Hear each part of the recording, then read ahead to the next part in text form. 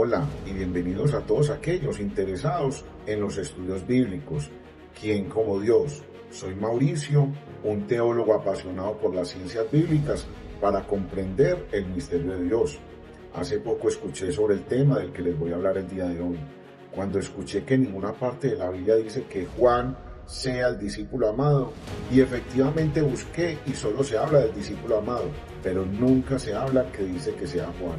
Por eso nos vamos a sumergir en uno de los misterios literarios e históricos más fascinantes del Nuevo Testamento que te sorprenderá. Imaginen una película donde el héroe, el testigo clave de toda la trama, camina al lado del protagonista. Está en los momentos más cruciales, pero nunca, en ningún momento, revela su verdadero nombre. Eso es exactamente lo que pasa en el cuarto evangelio. Todos hemos escuchado hablar del discípulo amado, pero si abrimos la Biblia y buscamos con rigurosidad filológica, ¿encontraremos su nombre propio? La respuesta es corta y directa, es no. La Biblia no le pone nombre. Si vas a los textos, vas a encontrar que se habla del discípulo amado, pero en ningún momento dice que este personaje sea Juan, como normalmente lo hemos creído por tiempos. El texto sagrado lo envuelve deliberadamente en el anonimato y prefiere usar fórmulas relacionales y honoríficas. A lo largo del relato lo encontramos en momentos claves. Miremos con detallada atención en la última cena, en Juan 13:23.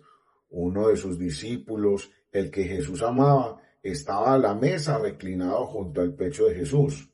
O en el Gólgota, Juan 19:26. Jesús, viendo a su madre y junto a ella al discípulo a quien amaba, antes en la tumba vacía. Juan 22, fue corriendo pues, donde Simón Pedro y donde el otro discípulo a quien Jesús amaba, y en el mar de Tiberíades. Juan 21:7, el discípulo a quien Jesús amaba dice entonces a Pedro, Él es el Señor. Y más adelante en Juan 21:20, Pedro se volvió y vio que le seguía el discípulo a quien Jesús amaba, el que en la cena se había reclinado sobre su pecho. Hoy, desde las ciencias bíblicas y la teología, vamos a desenredar este misterio, vamos a encontrarlo, este enigma. ¿Quién era este personaje? ¿Qué opciones maneja la investigación moderna? Y al final, ¿qué dice oficialmente la Iglesia sobre este misterio? Pónganse cómodos todos, porque hoy hacemos exégesis a fondo, y aunque con profundo respeto a los grandes expertos, intentaré dar una idea de mi ejercicio crítico como teólogo, y aunque sé que no es definitivo, pero sí terminaré haciendo una gran reflexión.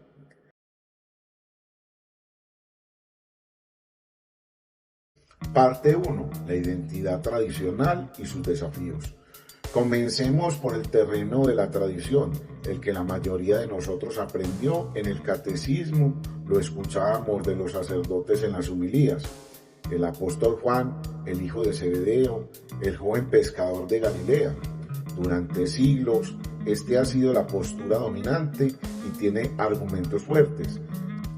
Si hacemos un análisis literario de exclusión, vemos que el discípulo amado aparece constantemente al lado de Pedro, especialmente en los relatos de la pasión y la resurrección. Como los otros tres evangelios, los sinópticos, sitúan a Juan en el círculo íntimo junto a Pedro. La deducción lógica parece obvia que es Juan, cuando hay una idea presupuesta. Pero en el cuarto evangelio nunca menciona el nombre de Juan. De hecho, solo se refiere una vez a su entorno familiar en el epílogo. Juan 21:2. Estaban juntos Simón Pedro, Tomás, llamado el Didimo, Natanael, el de Caná de Galilea, los dos de Zebedeo y otros dos discípulos. Se asumía entonces que el autor ocultaba su nombre por un gesto de profunda modestia. A esto se le suma el peso de la tradición externa, ya que en el año 180 de nuestra era, después de Cristo, un gran teólogo de la iglesia primitiva, Irineo de León, escribió de forma literaria en su obra Adversus Aerexes, que Juan, el discípulo del Señor, el mismo que se había recostado sobre su pecho, fue quien publicó el Evangelio cuando residía en Efeso. Sin embargo, aquí es donde las ciencias bíblicas y la crítica histórica entran con sus herramientas de análisis. Los historiadores se topan con un problema metodológico. El griego del Evangelio de Juan es una de las sofisticaciones teológicas, literarias y filosóficas más impresionantes, donde expone la cristología alta. Es un escritor que expone el misterio de Dios en su forma más elevada. Maneja conceptos profundos como el del logos. Cuando vamos al libro de los Hechos de los Apóstoles, encontramos un dato que genera tensión historiográfica. Hechos 4:13. Viendo la valentía de Pedro y Juan, sabiendo que eran hombres sin letras e indoctos, estaban maravillados. En el texto original griego, la expresión es agramatos kaidotes. ¿Cómo puede un pescador galileo, considerado por las autoridades de Jerusalén como un hombre sin letras, redactar una de las obras cumbres de la literatura universal? Esta tensión es la que empujó a las ciencias bíblicas a buscar otras opciones.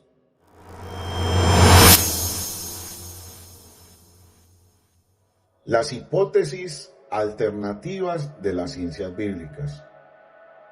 A raíz de esto, la investigación contemporánea ha planteado alternativas sumamente sugerentes. Una de las más populares en la exégesis moderna es la que apunta a Lázaro de Betania. Puede sonar algo increíble. Escuchen la coherencia de esta hipótesis.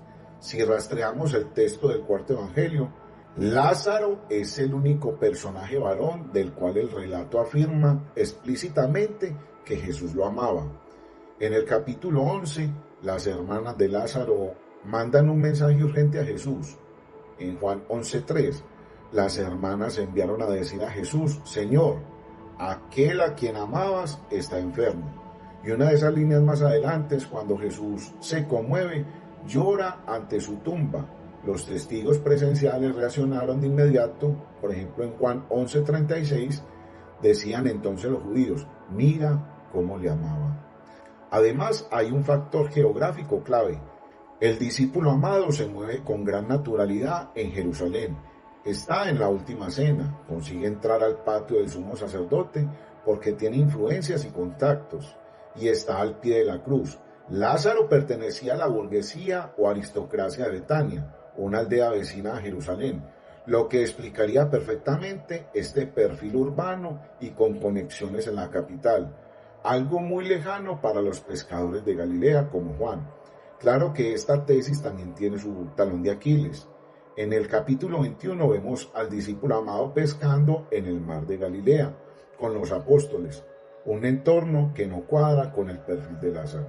Por eso exégetas como Martín Helger propusieron una tercera vía, Juan el Anciano o el presbítero Juan. Esta figura existió históricamente. Un historiador de la iglesia primitiva llamado Papías de Hierápolis, a inicios del siglo II, diferenciaba claramente a los apóstoles del pasado de los discípulos del Señor, que aunque vivían en su tiempo, y nombraba específicamente a un anciano Juan, en Efeso. De hecho, si revisamos las cartas joánicas, verán que el autor no se firma como el apóstol, sino que empieza con ese título, en 2 de Juan 1:1, el anciano a la señora elegida y a sus hijos, y 3 de Juan 1:1, el anciano al querido Gallo, a quien amó en la verdad. Este Juan el anciano había sido un discípulo de Jerusalén, testigo presencial de la pasión, que lideró la escuela donde se redactó el Evangelio. Llegados a este punto, la crítica literaria aporta un matiz fundamental. El discípulo amado funcionaba en la narrativa como el discípulo ideal. Es el modelo del creyente. Supera a Pedro en intuición espiritual porque corre más rápido al sepulcro y reconoce primero al resucitado. Y permanece fiel al pie de la cruz cuando todos los demás han huido. Representa la mística del amor. Ojo, esto no significa que sea un invento de ficción. El propio texto insiste en que es un personaje histórico real. En Juan 19:35, el que lo vio lo atestigua y su testimonio es verdadero. Él sabe que dice la verdad, para que también vosotros creáis. Y se reafirma en Juan 21:24. Este es el discípulo que da testimonio de estas cosas y que las ha escrito, y nosotros sabemos que su testimonio es verdadero. Se trataría entonces de un testigo real cuya figura sufrió un proceso de idealización teológica para que la comunidad se viera reflejada en él.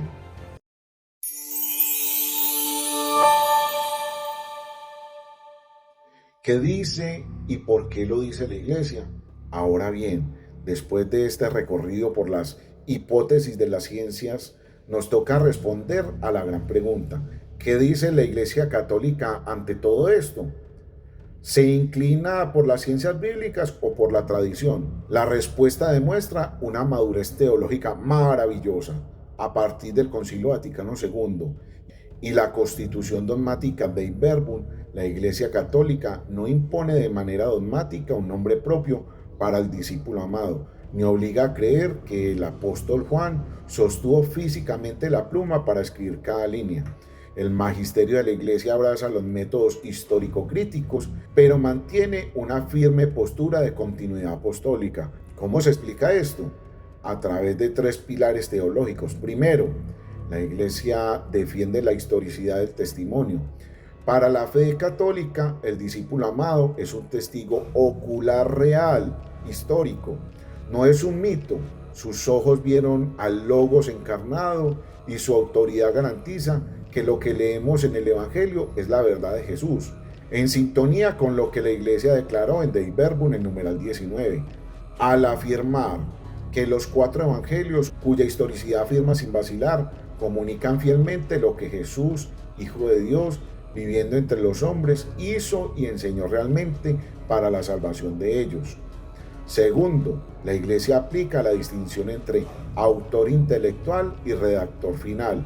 El magisterio acepta perfectamente la conclusión de eruditos como Raymond Brown. El Evangelio es el resultado de un proceso editorial a cargo de una comunidad joánica.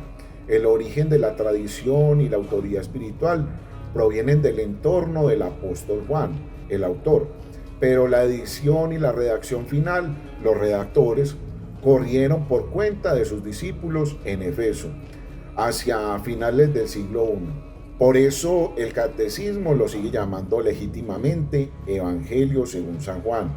¿Y por qué la Iglesia cuida tanto este vínculo con Juan? Aquí entra la eclesiología. La Iglesia entiende que el diseño de Dios convive en dos principios esenciales: el principio petrino y el principio joánico. Pedro representa la institución, la jerarquía, el gobierno y la autoridad de las llaves, a aquel a quien Jesús confía el rebaño tras su resurrección. Juan 21:17. Le dice por tercera vez: Simón, hijo de Juan, ¿me quieres? Jesús le dice: apacienta mis ovejas. El discípulo amado representa la dimensión carismática, la mística y la contemplación y el amor. El discípulo amado corre más rápido, pero espera a Pedro antes de entrar a la tumba.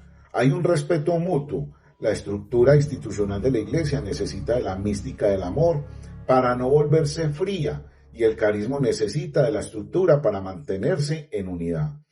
Finalmente, hay una razón mariológica muy profunda al no tener un nombre propio asignado en el texto. Cuando Cristo realiza su entrega suprema en Juan 19, del 26 al 27, Jesús, viendo a su madre y junto a ella al discípulo a quien amaba, dice a su madre: mujer, ahí tienes a tu hijo. Luego dice al discípulo: ahí tienes a tu madre. Y desde aquella hora el discípulo la acogió en su casa.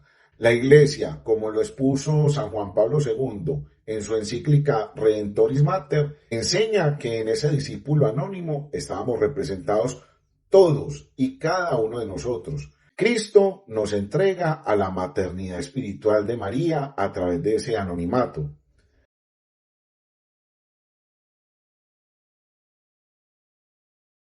Conclusiones y cierre.